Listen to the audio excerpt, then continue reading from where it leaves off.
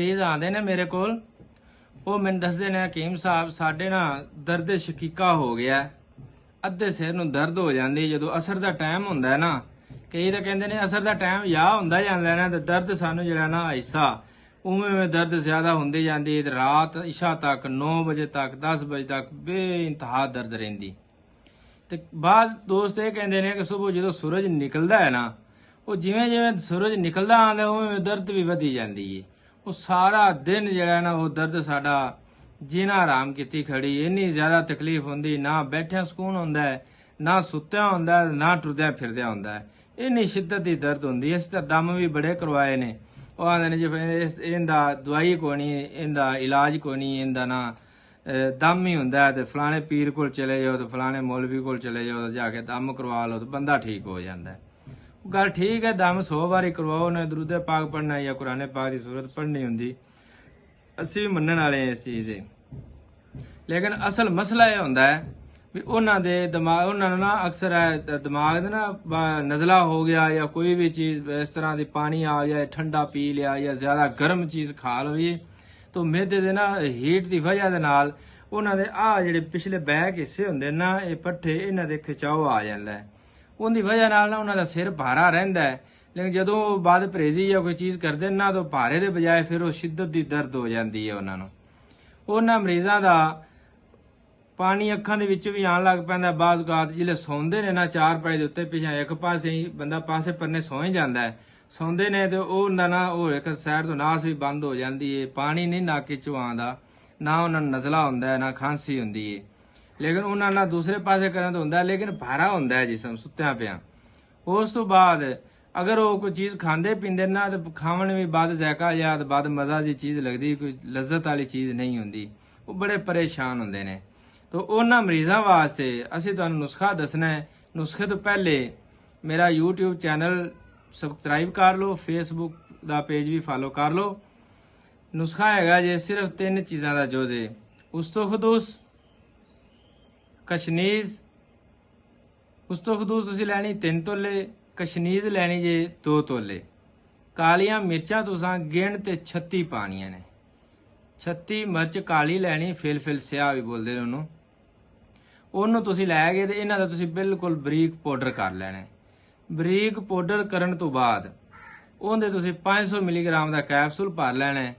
ਸਵੇਰ ਸ਼ਾਮ ਤੁਸੀਂ ਸੂਰਜ ਨਿਕਲਣ ਤੋਂ ਪਹਿਲੇ ਪਾਣੀ ਨਾਲ, ਸੂਰਜ ਨਿਕਲਣ ਤੋਂ ਪਹਿਲੇ 1 ਗਲਾਸ ਪਾਣੀ ਹੋਵੇ ਤੇ 1 ਕੈਪਸੂਲ ਹੋਵੇ, ਉਹ ਤੁਸੀਂ ਪੀ ਲੈਣਾ।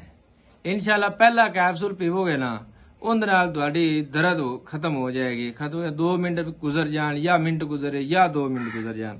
ਇਹ ਚੀਜ਼ਾਂ ਹੁੰਦੀਆਂ ਨੇ। ਆ ਜਿਹੜਾ ਦਿਮਾਗ ਹੁੰਦਾ ਹੈ ਨਾ, ਦਿਮਾਗ ਦੇ ਵਿੱਚ ਖੁਸ਼ਕੀ ਆ ਜਾਏ ਤਾਂ ਉਹ ਫਿਰ ਨਾ ਉਹਨਾਂ ਨੂੰ ਪੇਨ ਹੋਣ ਲੱਗ ਪੈਂਦੀ, ਦਰਦ ਹੋਣ ਲੱਗ ਪੈਂਦੀ ਹੈ। ਐਵੇਂ ਬੰਦਾ ਸੁੱਤਾ ਪਿਆ ਬੈਠਾ ਹੈ, ਜਾਂ ਕੋਈ ਚੀਜ਼ ਡਿੱਗਦੀ ਹੈ ਨਾ, ਤਾਂ ਉਹ ਵੀ ਐਵੇਂ ਲੱਗਦਾ ਜਿਵੇਂ ਸਿਰ ਦੇ ਵਿੱਚ ਸੱਟ ਵੱਜਦੀ ਪਈ।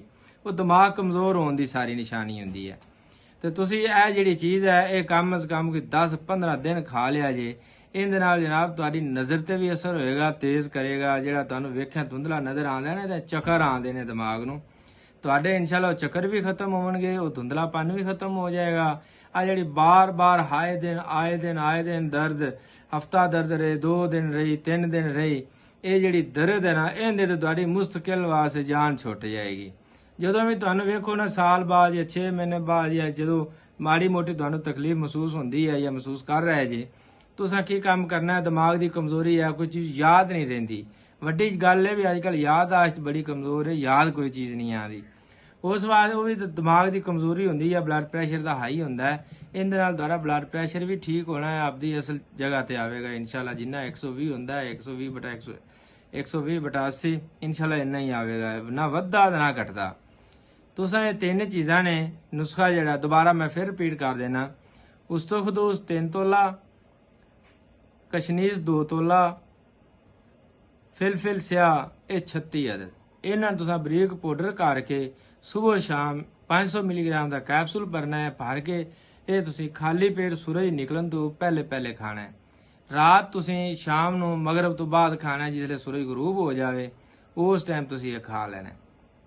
ਇਨਸ਼ਾਅੱਲਾ ਤੁਹਾਡੀ ਦਰਦ ਦਾ ਤੁਹਾਨੂੰ ਅਹਿਸਾਸ ਵੀ ਖਤਮ ਹੋ ਜਾਏਗਾ, ਦਰਦ ਖਤਮ ਹੋ ਜਾਏਗੀ, ਔਰ ਤੁਹਾਨੂੰ ਬਿਲਕੁਲ ਦਰਦ ਨਹੀਂ ਹੋਵੇਗੀ। ਇਹ ਜਿਹੜੀ ਚੀਜ਼ ਹੈ, ਇਹ ਚੀਜ਼ ਆ ਕਮਰ ਦੇ ਖਿਚਾਓ ਜਿਹੜੇ ਪੱਠੇ ਆਉਂਦੇ ਨੇ ਇਹ ਵੀ ਬਿਲਕੁਲ ਖਤਮ ਹੋ ਜਾਸਨ। ਜਿਹੜਾ ਤੁਹਾਡੇ ਮਿਹਦੇ ਦਾ ਗੈਸ ਉੱਠਦਾ ਪਿਆ ਬਾਰ-ਬਾਰ, ਆ ਡਿਕਾਰ ਆ ਜਾਂਦੇ ਨੇ, ਇਹ ਵੀ ਬਿਲਕੁਲ ਖਤਮ ਹੋ ਜਾਣਗੇ ਤੇ ਤੁਹਾਨੂੰ ਭੁੱਖ ਵੀ ਪੂਰੇ ਟਾਈਮ ਦੇ ਲੱਗੇਗੀ। ਤੁਹਾਨੂੰ ਖੁਦ ਨੂੰ ਅਹਿਸਾਸ ਹੋਏਗਾ ਕਿ ਮੇਰੀ ਤੇ ਪਹਿਲੀ ਖੁਰਾਕ ਖਾਓਗੇ ਨਾ, ਬੰਦੇ ਦੀ ਖੁਦ ਜਿਹੜੀ ਤਬੀਅਤ ਹੁੰਦੀ ਨਾ ਇਹ ਹਕੀਮ ਹੁੰਦੀ ਹੈ। ਬੰਦੇ ਨੂੰ ਬੜਾ ਪਤਾ ਚੱਲ ਜਾਂਦਾ ਹੈ ਕਿ ਮੈਂ ਆ ਚੀਜ਼ ਖਾਧੀ ਯਾਰ ਮੇਰੀ ਤਬੀਅਤ ਬੜਾ ਫਾਕਾ ਹੋ ਗਿਆ, ਬੜੀ ਤਬੀਅਤ ਠੀਕ ਹੋ ਗਈ ਹੈ, ਮੈਨੂੰ ਨੀਂਦ ਵੀ ਆਉਣ ਲੱਗ ਪਈ ਸਹੀ ਟਾਈਮ ਤੇ, 2 ਘੰਟੇ ਸੌਣ ਲਵਾਂ ਤੇ ਨੀਂਦ ਮੇਰੀ ਪੂਰੀ ਵੀ ਹੋ ਜਾਂਦੀ ਹੈ। ਥਕਾਵਟ ਵੀ ਦਿਮਾਗ ਨੂੰ ਨਹੀਂ ਹੁੰਦੀ, ਅੱਖਾਂ ਦੇ ਵਿੱਚ ਮਾੜੀ ਮਾੜੀ ਦਰਦ ਉਹ ਹੁੰਦੀ ਹੈ ਦਿਮਾਗ ਦੀ ਕਮਜ਼ੋਰੀ ਦੀ ਵਜ੍ਹਾ ਦੇ ਨਾਲ। ਉਹ ਜਦੋਂ ਚੀਜ਼ ਪੈਦਾ ਹੁੰਦੀ ਹੈ ਨਾ ਤਾਂ ਫਿਰ ਬੰਦਾ ਬੜਾ ਪਰੇਸ਼ਾਨ ਹੁੰਦਾ, ਵੇਂਦਾ ਯਾਰ ਵੀ ਮੇਰੇ ਨਾਲ ਕੀ ਹਾਲ ਬਣਿਆ ਖੜਾ। ਇਹ ਸੂਰਤ ਵਿੱਚ ਤੁਸੀਂ ਇਹ ਕੈਪਸੂਲ ਸੁਬਹ ਸ਼ਾਮ ਖਾਓ, ਇਨਸ਼ਾਅੱਲਾ 1 ਹਫ਼ਤਾ ਖਾਣਾ ਤੁਸੀਂ ਮੁਕੰਮਲ ਹਫ਼ਤਾ ਜਾਂ 2 ਹਫ਼ਤੇ ਜ਼ਿਆਦਾ ਖਾ ਲਿਆ ਜੇ। ਉਹ ਫਿਰ ਦਿਮਾਗ ਦੀ ਲਿਮਟ ਹੁੰਦੀ, ਉਸ ਹਿਸਾਬ ਨਾਲ ਤੁਸੀਂ ਖਾਣਾ ਹੈ, ਇਨਸ਼ਾਅੱਲਾ ਤੁਹਾਡੀ ਦਰਦ ਹਮੇਸ਼ਾ ਵਾਸਤੇ ਖਤਮ ਹੋ ਜਾਵੇਗੀ।